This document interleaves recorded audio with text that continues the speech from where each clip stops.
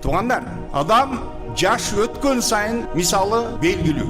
Жаш өткөн сайын ошол адамдардагы жашоодогу тажрыйбасы өскөн сайын бул адамдын үй бүлө куруш мүмкүнчүлүгү азайып баштайт. Эмне үчүн дегенде бул адамдын тажрыйбасы ашып, мына ошол неудачный болгон брактардан көңүлү калышы, адамдардын пейилдеринен көңүлү калышы, убакыт мезгил өткөндөн баштап, эгерде анын жүзү жакса, пейили жакпайт, акылы жакса, башкасы жакпайт, кыскасы ошентип жүрүп, адамдын бул келечек жашоосудагы ушундай бир туңгуюкка кептелип калыш ыктымалы аябай чоң. Ошондуктан, туугандар, эсиңиздерде болсо керек, биздин мына ушул Кыргызстанга ушул мыйзам инициативасы менен 18 жаштан кийин үй бүлөнү куруу возраст белгиленип калды. Ага чейин курган болбойт. Мотивациясы эмнеде десе, мына ошол үй бүлөлөр стабилдүү болбостон, үй бүлөлөр тез эле урап калып атат деген ошондой причинасын айтышты. Бирок үй бүлөгө даяр эмес экен. Кыздын табиятын бардыгыбызга белгилүү, эркекке караганда кыздыкы эрте жетилет. Шариятыбызда жетилген соң тезирээк эрге берүү, мисалы шариятыбызда ушул нерсе айтылып келет. 18 жаштан кийин деп чектеп, ошол нерсени мыйзам мынакей ошол нерсе өттү. Бирок ошол жердеги болгон башка бир тараптарындагы ойлонуш керек болчу, бирок ал нерсени көпчүлүк ал нерсеге көңүл бурган жок. Үй бүлө бекем болушу бул адамдын возрастына таандык нерсе эмес. Ал адамдын тарбиясы, адамдын билими, анын ошол кулк мүнөздөрү. Мына ошол самый основной факторлар. Үй бүлөнүн ийгиликтүү болушун. Ар бир ишти эгерде мойнуна жүктөгөн адам так аткара турган болсо, мына ошол үй бүлөдө бакыт, ошол үй бүлөдө гармония болмок. Эркек өзүнүн мойнуна жүктөлгөн милдетин аткарыш керек. Аял өзүнүн мойнуна жүктөлгөн милдеттенмелерин аткарыш керек. Мына ошондо жашоо ийгиликтүү болот. Бирок туугандар, биздин мисалыбыз албетте идеологиябыз, биздин көз карашыбыз, мусулмандардын ой жүгүртүүлөрү бүгүнкү ситуацияда батыштын ошондой баалуулуктары, өзүбүздүн улуттук баалуулуктарыбыз, ошондой эле ислам дининин баалуулуктары деп, мына ошондой биздеги түшүнүктөрдө көз караштарыбыз бардыгы айланып, аралашып, мына ошол конкреттүү түрдө, конкреттүү биз өзүбүздүн багытыбызды таба албай жүргөндөн мына ушундай проблемалар келип чыга берет. Пайгамбарыбыз Мухаммад саллаллаху алейхи ва саллям Аллахтын кулдары болгон ушул аял затынын укуктары, алардын акыларынан Кудайдан корккула. Силер аларды Алланын аты менен алдыңар. Жат бири-бирине арам болгон эркек менен аял, мына ушул Аллахтын аты менен бири-бирине адал бол. Аллахтын аты менен булар мына ушол үй бүлөнү курашты. Аллахтын аты менен булар өздөрүнө жоопкерчиликти жүктөштү. Демек мына ошол Аллах үчүн деп алган мына ошол жоопкерчиликке аябай чоң көңүл буруу зарыл. Пайгамбарыбыз саллаллаху алейхи ва саллям айтат: "Ахаттумухунна би аманатилла вастахлалтум фуружахунна би калиматилла." Аларды силер аял затын Аллахтын аманаты менен силер алдыңар. Аял затын, алардын денелерин силер Аллахтын аты менен өзүңөргө адал кылдыңар деп пайгамбарыбыз Мухаммад саллаллаху алейхи ва саллям бизге эскертип атат. Кудайдан коркуу керек экендигин, Аллахтын алдындагы жоопкерчиликти ишке ашыруу керек экендигин, зарылдыгын пайгамбарыбыз Мухаммад алейхиссалам айтып атат.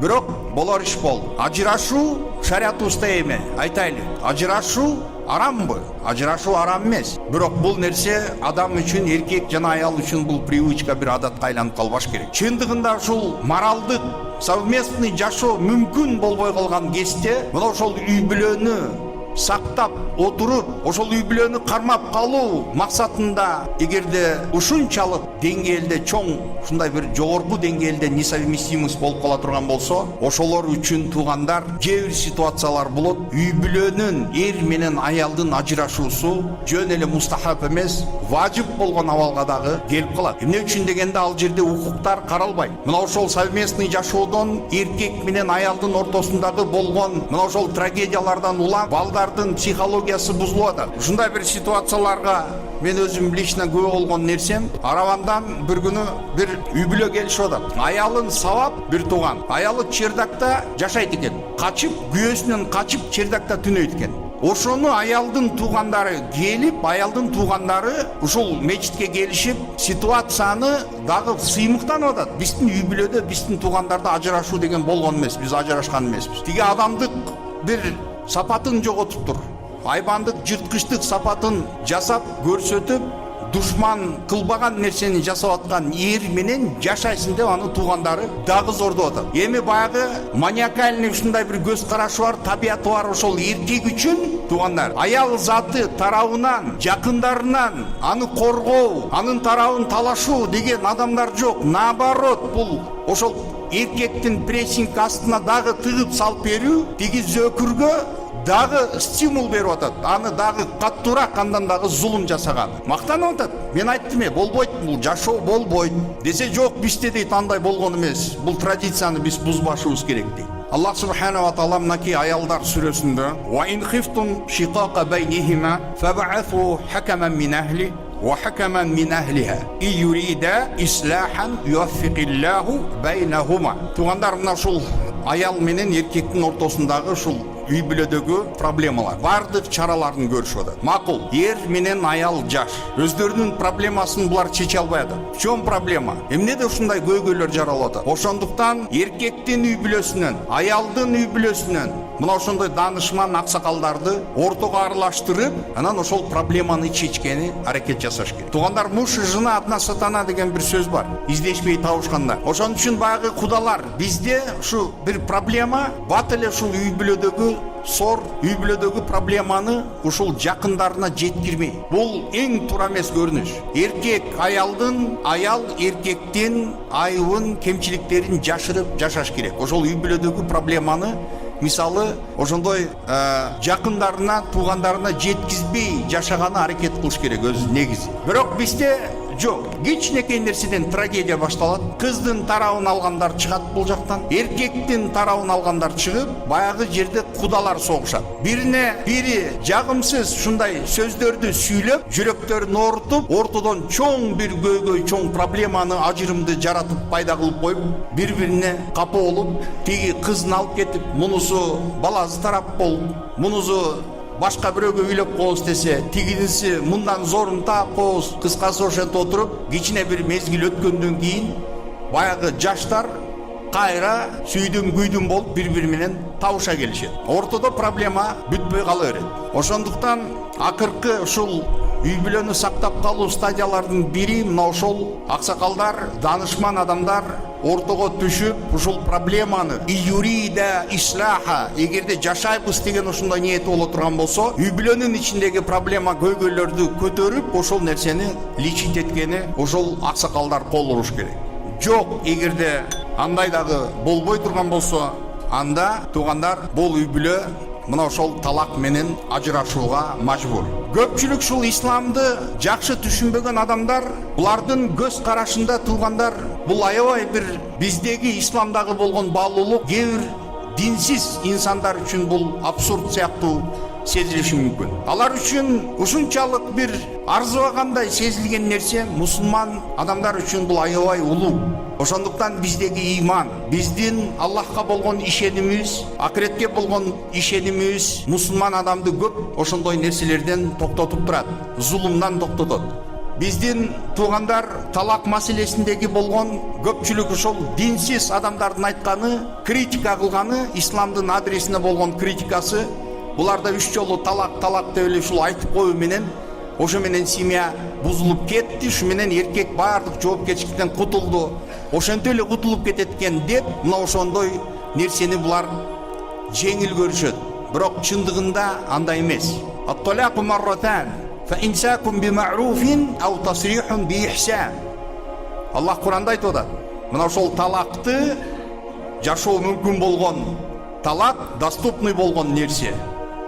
Же 2 ирет болот, же бул жакшылык менен жашап кетиш керек, токтотуш керек ошол зомбулукту, жарашуу керек, компромисске келиши мүмкүн. Эмне үчүн дегенде, үй бүлөлүк компромисс барбы шариатта? Бар. Аллах субхана ва таала айтып атат: "Вассульху хайр." Эгерде ушул эркек менен аялдын ортосундагы келишим боло турган болсо, мына ошол келишим ажырашып эки тарапка басып кеткенден көрө ошол келишим менен негизинде жашаган бул дагы жакшы деп Аллах Таала Куранда айтып атат.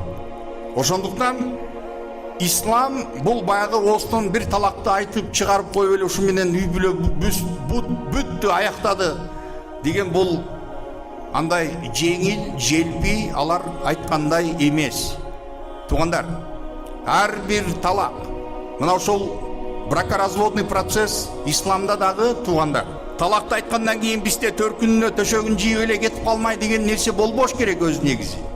Бир талак айтылгандан кийин, туугандар, Аллах Субхана Таала мынакей Дастаркон Маида сүрөсүндө "Ваман ахсану миналлахи хукман лиқаумин юқинун" жараткан кудуреттүү Аллахка шексиз ишенген, ыйман келтирген инсандар үчүн өкүм жаатынан Аллахтан дагы күчтүү, Аллахтан дагы кооз, Аллахтан дагы туура чечим чыгарган зат барбы? Жараткан кудуреттүү Аллах Таала ошол адам затындагы пайда болгон көйгөйдү, адамды жараткан, адамдын табиятын жараткан кудуреттүү Аллах билбейби бизге эмне пайдалуу, эмне зыян экенин? Ошондуктан, туугандар, Аллах Куранда айтып атат: "Ла тухриджухунна мин буютихинна ва ла яхруджна".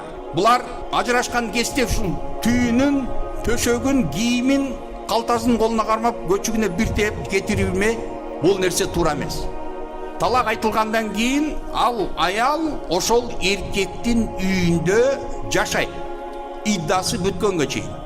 Вал муталлакату ятараббасна би анфусихинна саласата куру. Талак алган аял 3 айыз идда, ошондой мөөнөт күтөт, 3 ай. Эмне үчүн? Тазалык кезинде бул кошулган болушу мүмкүн. Балким ичине урук түшүп калган болушу мүмкүн. Сен аз көчүгүнө бир тээ үйүнө жөнөтүрсең, эртең курсагы чыгып калса, эмне деп жооп бересиң? Үйүнө кеткенден кийин курсагы пайда болуп калса, эмне дейсиң? Аны эртең бул ойноп бир жерде жүрүп келиптир деп айтасыңарбы? Ошон үчүн шариат бизге ошондой өзүнүн эрежелерин койгон. Жөн эле үйүнө айдап алып барып, кууп, жеткизип коюу деген нерсе биздин колубуздан эң сонун келген нерсе. Иддасы болот, туугандар, идда. Ошол идда деген күтүү мөөнөтү, мына ошол 3 айды түзгөн мөөнөт ичинде аял ошол үйдүн ичинде жашайт, эрдин үйүндө жашайт. Экөө бирге жатак, бир төшөктө жатпаса дагы, башка бир комнатада болсо дагы, ошол аял жасанып, таранып, атыр сээп ошол жерде жагынып жүргөнү укугу бар. Эмне үчүн дегенде, эркек менен аял ачуу кеткенден кийин, кан кызуулугу кеткенден кийин бирин баягы өзгөчөлүгүн, жакшылыгын баягы урушкан кезде только терс сапаттар гана адамдын көзүнө көрүнүп тура бериши мүмкүн, жаман жактары. Бирок жакшы жактары да бар. Ал жакшы жактары качан адамдын, аялдын, эркектин ачуусу таркагандан кийин, анан кийин бири-бирин сагынып, ошентип анан үй бүлө дальше уланып кетсин деген ушундай хикмат, мына ушул нерсени, туугандар, ислам, Аллах, пайгамбарыбыз Мухаммад саллаллаху алейхи ва саллям бизге берип атат. Капырлар айтмакчы, жөн эле бир талакты айтыш менен болду. Алар үчүн баягы бракоразводный процесс болуш керек да, судебный органдар аркылуу аябай созулган, бирин менен бири баягы мүлкүн талашкан, имуществону бөлүшүү, кыскасы ошондой. Алар үчүн это бир норма деп көрүп атат дагы, исламдыкын жөн эле талакты айтса ушу менен баягы көчөгө итти көчүгүнө тээп кууверген сыяктуу эле ошондой деп булар ошентип айтып атышат. Бул туура эмес.